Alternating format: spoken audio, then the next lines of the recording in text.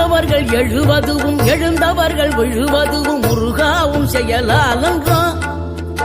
இங்கு அழுதவர்கள் சிரிப்பதுவும் சிரிப்பவர்கள் அழுவதுவும் குமராவும் தயவாலன்றோ.